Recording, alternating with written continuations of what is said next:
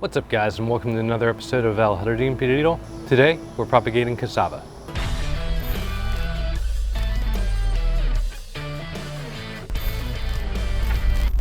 Okay, so today we'll be talking about cassava.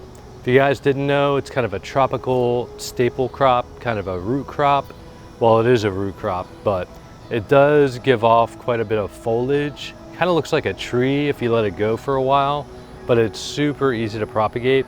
And I just wanted to show you guys what I do to propagate it. It doesn't look like much, and I should probably do a little maintenance on this. But yeah, basically this thing was like 9 feet high. You can see how thick the trunk is. And yeah, we had some really bad thunderstorms and windstorms, and it just kind of snapped. But I went ahead and harvested a lot of it. But I'll show you that in just a moment. So I don't have a whole lot to spare at this moment, but I will show you guys real quickly, because that is going into the neighbor's yard. It's literally that simple. If you want, you can cut off what's left.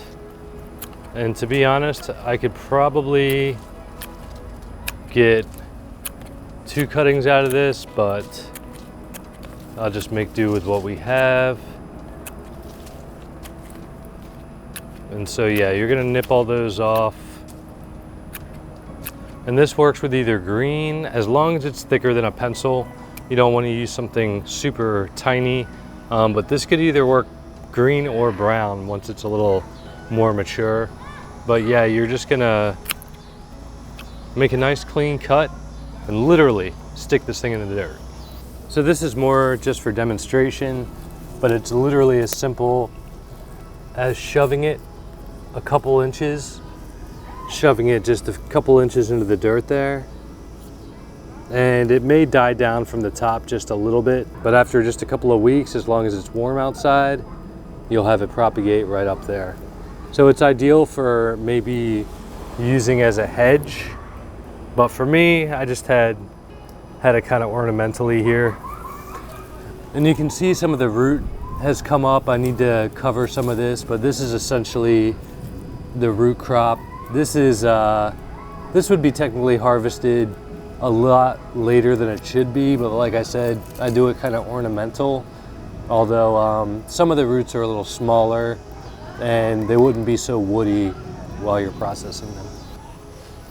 So as far as propagation, I'd say you could make like 1-foot-long cuttings.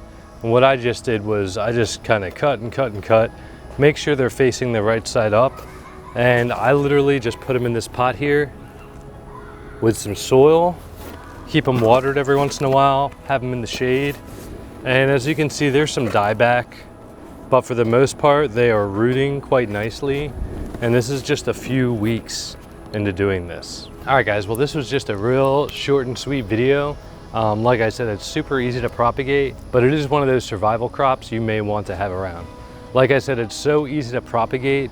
You can make a hedge with it, which is pretty awesome. It does really well in a lot of heat. It's survived lots of winters for me because a majority of it is root. It's underground, so it does pretty good in a light freeze. The top may die back, but I've always had them bounce back quite nicely, and that's even in like super hard freezes. So if you guys have ever had like taro, it's kind of like that. It's very starchy. But yeah, basically you would take the root, peel it, and you can either boil it, or as long as I like to make French fries out of it, but as long as you cook it thoroughly, you'll be in good shape. Otherwise, if you don't, there is an amount of cyanide in it, and same goes with the leaves. The leaves are technically edible, but you'd want to boil the cyanide out of that as well. All right guys, well that's gonna do it for today's video.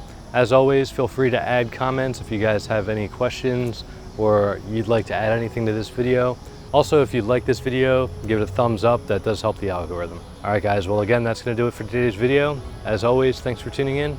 Until next time.